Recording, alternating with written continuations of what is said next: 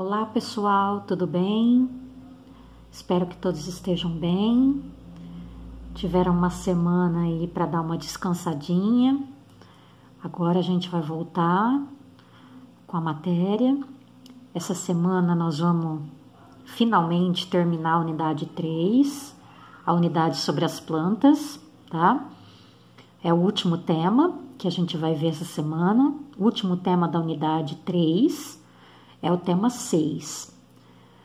Então, essa semana a gente encerra a unidade 3, encerra o quarto reino de seres vivos, o reino dos vegetais, né? O reino das plantas. E aí, a partir da próxima semana, a gente já vai começar a falar sobre animais, tá bom? Então, a partir da semana que vem, a gente já entra no quinto e último reino de seres vivos, o último grupo, né, de seres vivos, que é o reino dos animais, tá?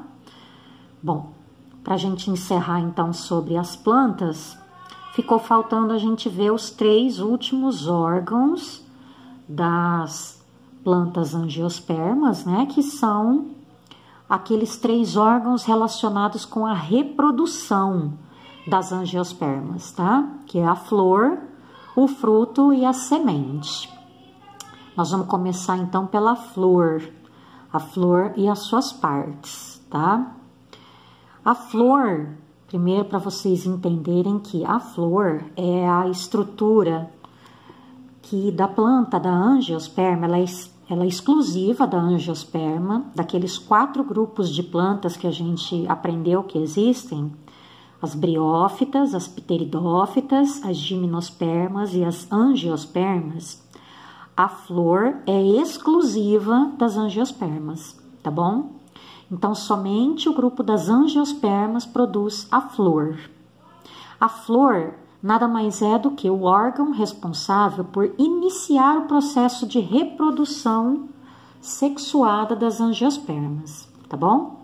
Então, é na flor que vai acontecer o processo de reprodução da forma sexuada nas angiospermas, certo?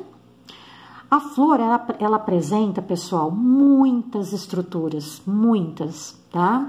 Vocês estão vendo aqui, olha, nesse textinho que tem aqui, falando da flor e suas partes, que eu quero que vocês leiam depois, explica detalhe por detalhe de cada estrutura que compõe uma flor, tá bom?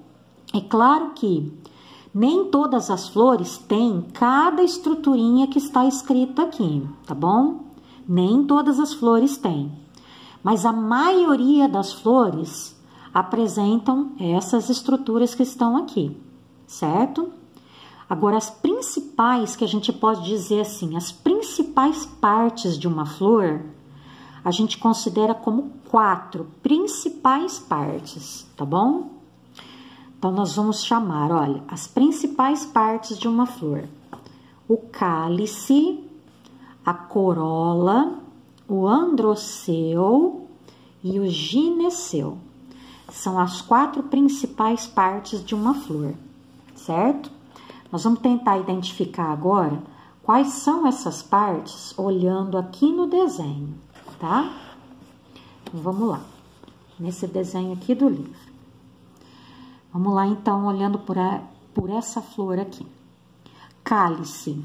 O cálice, pessoal, o cálice é a parte que é formado por aquelas folhinhas que ficam embaixo das pétalas, tá? Então, sabe aquelas folhinhas verdes que ficam embaixo das pétalas? Aquelas folhinhas verdes são chamadas sépalas, tá? Essas sépalas nada mais são do que folhinhas mesmo, são folhinhas modificadas. São essas sépalas que formam o cálice, tá? Agora, qual é a parte que forma a corola? Corola é a parte formada pelas pétalas. Olha, então toda essa área aqui, toda essa região aqui, é a região que forma a corola, que é composta pelas pétalas, tá? O que são as pétalas? As pétalas também são folhas modificadas, porém são folhas modificadas coloridas, tá? são todas coloridas, as pétalas são sempre coloridas. E tem uma função delas serem coloridas e muitas vezes cheirosas, perfumadas. Elas têm uma função que é justamente atrair os animais polinizadores, especialmente insetos, tá?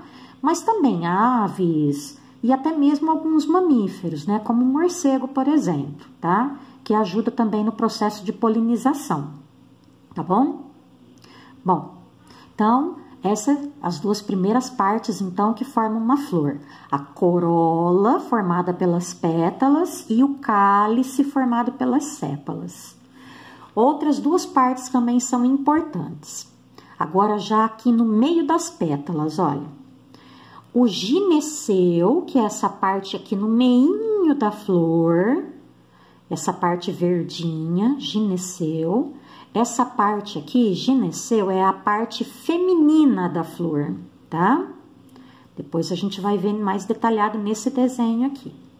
Então, aqui, o gineceu. E essas estruturinhas amarelas aqui em volta do gineceu compõem o androceu, é a parte masculina da flor, tá bom? Então, gineceu, essa parte verdinha que fica no centro da flor, e essas partezinhas aqui, essas estruturinhas amarelinhas, compõem o androceu, que é a parte masculina da flor. Gineceu, parte feminina, androceu, parte masculina da flor. Aqui a gente vê, nesse desenho, a gente vê mais detalhadamente essa flor, tá? Aqui a gente tá vendo o desenho da flor, a flor assim mais vista normalmente, e aqui uma vista mais detalhada, vamos dizer assim, né? Como se a gente estivesse vendo a flor em corte, tá? Como se ela tivesse cortada por dentro, tá? Então, olha só o que a gente observa, então, a flor. Vamos lá, então. As pétalas. Aqui a gente observa, olha, a estrutura que forma o androceu. O androceu é formado pelos estames. Essas estruturinhas aqui amarelinhas, olha, branquinha, amarelinhas, são os estames. Os estames nada mais são do que formados por um filete, que é essa pontinha branquinha aqui, o filete, e a antera, que são essas pontinhas amarelinhas. É aqui na antera que é produzido o grão de pólen, tá? Então, é nessas pontinhas amarelinhas, na antera, que são produzidos os grãos de pólen. O grão de pólen é o que vai, é a estrutura que vai ser transportada de uma flor para outra e que vai levar, então, o gameta masculino de uma flor para outra. O que é gameta, pessoal? Isso a gente já comentou, eu já expliquei isso nas aulas anteriores. Gameta é a célula sexual. Tem a masculina e tem a feminina, tá bom? Tem a masculina e tem a feminina. Então, o grão de pólen, ele vai produzir o gameta masculino. Então, quando uma abelhinha vem, senta aqui, pousa aqui nessa florzinha, o grão de pólen que é produzido aqui na antera, né, nessa pontinha aqui dos estames, que é essa parte masculina da flor, o grão de pólen é uma estrutura que parece um pozinho. Às vezes gruda nas patinhas, nas perninhas, né, ou nas asinhas da abelha. E aí a abelha carrega, então, com ela esse grão de pólen. Quando ela pousa numa outra flor, ela libera, então, esse grão de pólen na parte feminina dessa outra flor. Esse grão de pólen, ao entrar nessa parte feminina da outra flor, vai liberar, então, o gameta masculino. Aí o gameta masculino vai encontrar lá embaixo, na parte feminina da flor, o gameta feminino. Aí vai acontecer a fecundação, tá? Já já a gente vai ver isso, tá bom? Bom, mas vamos continuar aqui então. Então essa é a parte masculina, os estames, formado então pelo filetinho, e as anteras, onde são produzidos os grãos de pólen. Vamos ver então a parte feminina. Olha, essa flor aqui, ela tem as duas partes, vocês estão vendo, né? Tem flor que tem só parte masculina, tem flor que tem só parte feminina, tem flor, como a maioria, como essa daqui que a gente tá vendo nos desenhos, tem as duas partes, tá? Tem tanto a parte masculina como a parte feminina. A maioria das flores são hermafroditas, a gente diz, tá? São flores hermafroditas, ou seja, produzem os dois tipos de gametas, tanto o masculino quanto o feminino, tá bom? Então, vamos lá, ó. Continuando. Vamos ver, então, agora a parte do gineceu, que é a parte feminina da flor. O gineceu é formado por toda essa parte aqui, olha, é isso daqui, ó, gineceu. A gente tá vendo só que aqui, ó, mais detalhado, tá? Essa área aqui. Isso daqui é chamado carpelo, tá? Isso é chamado carpelo. O carpelo tem 3 partes, olha. A pontinha a gente chama de estigma, esse tubinho, estilete, e essa região aqui embaixo, bem lá embaixo da flor, lá dentro da flor, é o ovário da flor. A gente chama aqui de ovário da flor, fica lá perto das sépalas, daquelas folhinhas verdinhas, bem lá dentro da flor, no interior da flor, tá? É aqui no ovário da flor, no ovário, que está o gameta feminino. O gameta feminino, que a gente chama de oosfera, tá? Então, é aqui que o gameta masculino, que normalmente os animais, né, levam de uma flor para outra no processo de polinização, levando o grão de pólen de uma flor para outra, é aqui que o gameta masculino vai chegar. Chegando aqui, porque quando a abelhinha voou, lembra que eu falei da abelhinha? Que ela estava aqui, aí grudou grão de pólen na abelhinha, e ela voou para essa flor, aí ela pousou aqui. Nela pousar aqui, ela liberou o grão de pólen que tinha grudado nas asinhas dela aqui, caiu aqui, esse grão de pólen caiu aqui. Esse grão de pólen entrando aqui dentro, ele vai se abrir, ele se abre e libera então o gameta masculino. O gameta masculino, ao encontrar aqui o gameta feminino, vai acontecer a fecundação.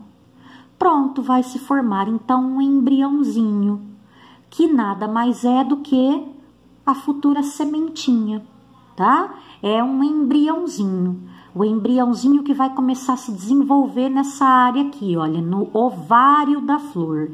E guarda essa região aqui, porque essa região, o ovário da flor, onde vai ficar o embriãozinho, que é a futura semente, é super importante, tá?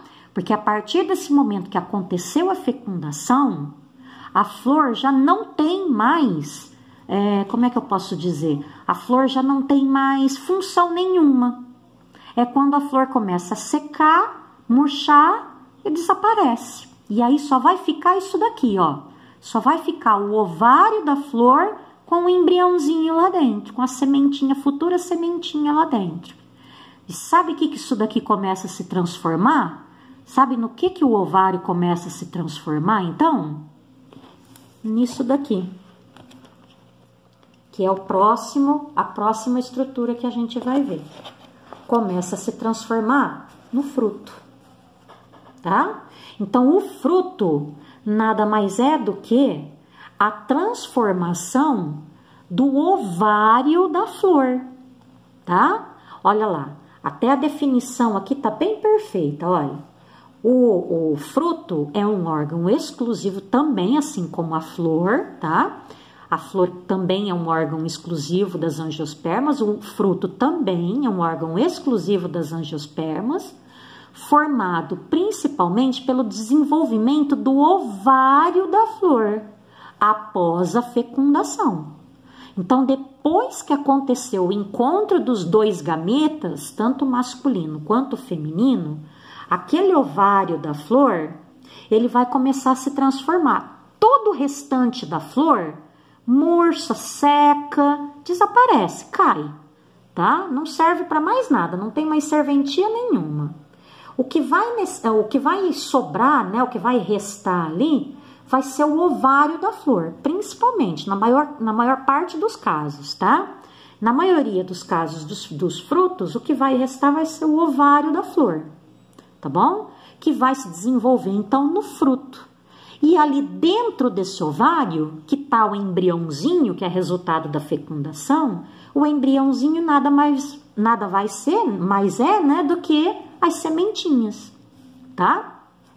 Quando a gente olha assim, por exemplo, no caso do mamão, aí a gente vê que o mamão, mas o mamão tem um monte de sementinha. Então quer dizer que houve vários gametas masculinos que entraram lá, com certeza, tá? Então foram vários gametas masculinos que entraram na parte feminina da flor, tá? E fecundaram os gametas femininos que estavam lá dentro. Então, cada gameta masculino que fecunda um gameta feminino vai gerar um embriãozinho que vai gerar uma sementinha. Então, no caso do mamão, tem várias sementinhas, tá? Agora, tem outros frutos que tem uma semente só. O abacate, por exemplo. O abacate é uma semente só, tá? Então, no caso do abacate, foi só um gameta masculino que fecundou um gameta feminino. Então, formou-se apenas um embrião, gerando apenas uma semente, tá bom? O fruto, pessoal, então vamos falar mais agora do fruto. O fruto, geralmente, ele é composto de, além das sementes, né, lógico, né, que ficam geralmente na parte interna, claro. A função do fruto, pessoal, a função do fruto não é servir de sobremesa ou de comida pra gente, isso é bom que vocês entendam, tá bom? O fruto, ele tem como função na natureza a proteção da semente, tá bom? Então, a função do fruto é proteger a semente e também auxiliar na sua dispersão, ou seja, ajudar a espalhar as sementes da planta, tá? Normalmente, o fruto, ele é formado, além das sementes, ele é formado pela estrutura que a gente chama de pericarpo, tá? O que é o pericarpo? O pericarpo, a gente chama da parte, toda a parte que compõe o fruto, com exceção da semente, tá? Nesse caso aqui do mamão, o pericarpo é formado por 3 partes, olha, a casca, que nós chamamos de epicarpo, essa parte carnosa aqui, que é a parte que a gente mais consome, que nós chamamos de mesocarpo, e essa parte interna, olha, que fica envolvendo as sementes, que a gente chama de endocarpo, tá? Então, no caso do mamão, a gente tem essas 3 partes aqui que formam o fruto, certo? Agora, tem alguns casos na natureza, pessoal, que são interessantes. Existem alguns frutos que não são formados. Lembra que eu disse para vocês que a maioria dos frutos são originados a partir do desenvolvimento do ovário da flor, tá? Eu disse a maioria, tá? A maioria dos frutos realmente são originados a partir do desenvolvimento dessa partezinha aqui da flor, do ovário da flor, tá bom? Dessa partezinha aqui da flor, do ovário da flor. Porém, tem alguns frutos que são especiais. Nós chamamos, antigamente, se chamava frutos falsos ou pseudofrutos, tá? Antigamente a gente chamava assim, de frutos falsos ou pseudofrutos. Hoje a gente chama de frutos acessórios, tá? O que são os frutos acessórios? São frutos que se formaram, que se originaram a partir de outras partes da flor e não do ovário. Então, nós temos alguns exemplos de frutos que se originaram de outras partes da flor, tá? Que não foi o ovário. Um dos exemplos, assim, mais clássicos é o caju, tá? Eu tenho até aqui um caju bonito aqui para mostrar para vocês. Olha, o caju, tá vermelhinho esse caju? O caju, a gente pensa assim, né? O caju, a gente sabe que o caju, o fruto, a gente sabe, né? O fruto, fruta, né? Que a gente fala, né? Fruta, caju. É essa parte, né? Que a gente ou chupa, ou então usa para fazer suco. E aqui a castanha. A gente sabe que a castanha é a semente, tá? A gente sabe que a semente, a futura plantinha, o futuro pezinho de caju, né? Tá aqui dentro dessa semente, tá? Então, a gente sabe que no caso do caju, a proteção, né, é até pouca, tá? O fruto aqui, na verdade, está protegendo pouco aqui essa semente, tá bom? Que a gente sabe que realmente, tá? A semente está pouco protegida. Mas o que eu quero que vocês entendam aqui no caso do caju é que a parte carnosa aqui, né, essa parte mais atraente, né, do caju, ela não é resultado do desenvolvimento do ovário da flor. Ela é resultado do desenvolvimento do pedúnculo da flor. Sabe aquele pezinho da flor? Deixa eu mostrar aqui no esquema para vocês, ó. Aqui. Eu até esqueci de comentar sobre o pedúnculo da flor. Aqui, olha. O pedúnculo da flor. Então, esse pezinho da flor é o que vai se desenvolver e que vai originar a parte carnosa, aquela parte mais doce do caju, tá? A castanha, a gente diz que, na verdade, é o fruto verdadeiro, tá? Porque é na castanha que está a semente. Então, o fruto, vamos dizer assim, verdadeiro, tá? É aqui, é a castanha. É aqui que está a semente. Tá bom? Então, o fruto verdadeiro do caju é a castanha. Essa parte aqui, a castanha, é que se originou a partir do ovário da flor, certo? Então, o caju é um exemplo clássico que a gente costuma dar de fruto acessório. Mas existem outros, tá? A maçã também. A maçã, a parte suculenta da maçã, né, que a gente come, é resultado daquela parte do receptáculo floral, que é a parte que fica embaixo daquelas folhinhas verdinhas, tá? Da flor. Então, é aquela parte que se desenvolve formando a parte suculenta, né, e comestível da maçã.